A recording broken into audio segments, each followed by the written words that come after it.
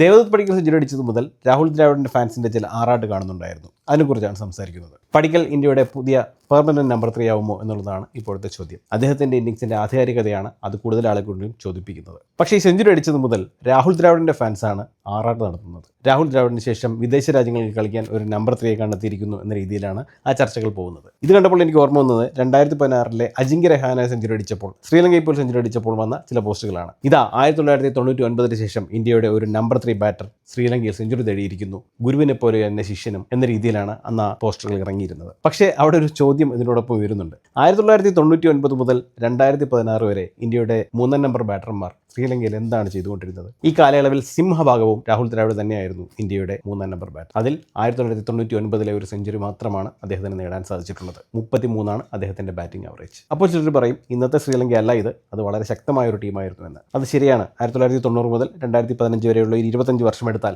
വിദേശ ബാറ്റർമാർക്ക് ഏറ്റവും അധികം വെല്ലുവിളി ഉയർത്തിയിരുന്ന 4 രാജ്യങ്ങളിലൊന്ന് ശ്രീലങ്കയായിരുന്നു. എല്ലാവരും സാധാരണയായി വിദേശത്ത് ബാറ്റ് ചെയ്യാനുള്ള ബാറ്റർമാരുടെ ബുദ്ധിമുട്ടുകൾ കണക്കാക്കുമ്പോൾ ഫാസ്റ്റ് ആൻഡ് ബൗൺസി പിച്ചുകൾ മാത്രമാണ് കണക്കാക്കാറുള്ളത്. അങ്ങനെയാണ് ഈ സേന വന്നത്.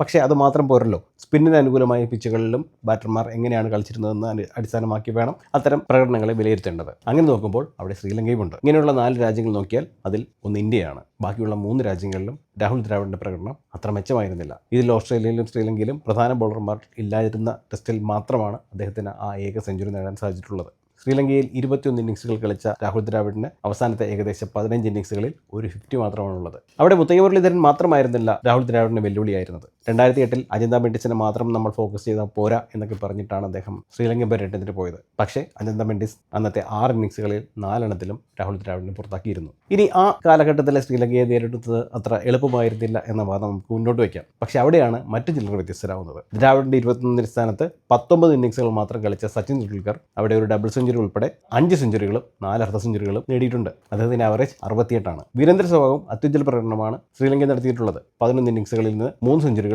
ഒരു 50യും, അതിലൊരു ഡബിൾ സെഞ്ചുറി ഉൾപ്പെടുന്നു, ഒരു 99 ഉൾപ്പെടുന്നു. ഇനി 3 നമ്പർ മാത്രമാണ് നോക്കേണ്ടതെങ്കിൽ അജിങ്ക്യ രഹാനെയും ചേതേശ്വർ പൂജാരയും എല്ലാം ശ്രീലങ്കയിൽ രാഹുൽ ദ്രാവിഡിനേക്കാൾ മികച്ച പെർഫോമൻസ് കാഴ്ചവെച്ച 3 നമ്പർ ബാറ്റർമാരാണ്. ഇനി കാലഘട്ടം പരിഗണിച്ച് തീരുമെങ്കിൽ 3 ഇന്നിംഗ്സുകൾ കളിച്ച് 2 സെഞ്ചുറി നേടിയ വിനോദ് കാംബ്ലിയാണ് ശ്രീലങ്കയിലെ ഇന്ത്യയുടെ ഏറ്റവും മികച്ച 3 നമ്പർ ബാറ്റർ. ഒരു ഇന്നിംഗ്സ് മാത്രം കളിച്ച് 78 റൺസ് നേടിയ സൗരവ് ഗാംഗുലിയും വേണമെങ്കിൽ നമുക്ക് ലിസ്റ്റിൽ ചേർക്കാം. അതുകൊണ്ട് തന്നെ ശ്രീലങ്കയിലെ ഒരു മികച്ച ഇന്നിംഗ്സ് കാണുമ്പോൾ അവിടെ രാഹുൽ ദ്രാവിഡിനെ പൊക്കിക്കൊണ്ടുവരുന്നത് വളരെ വലിയ കോമഡിയാണ്. കാരണം ഇന്ത്യയുടെ ശ്രീലങ്കൻ പര്യടനങ്ങളിൽ ഒരു ദശാബ്ദക്കാലത്തോളം തികഞ്ഞ പരാജയമായിരുന്നു രാഹുൽ ദ്രാവിഡ്. ഒരു പരിധിവരെ വിദേശ ബാറ്റർമാരെ കുഴക്കിയിരുന്ന പല രാജ്യങ്ങളും രാഹുൽ ദ്രാവിഡിന് ഒരു ബാലികേറാമല തന്നെയായിരുന്നു. അപ്പോൾ ഇതാണ് പറയാനുള്ളത്. എല്ലാ കണ്ടീഷനിലും നന്നായി കളിച്ച് പടിക്കൽ ഇന്ത്യയുടെ ഏറ്റവും മികച്ച 3 നമ്പർ ബാറ്ററായി തീരട്ടെ.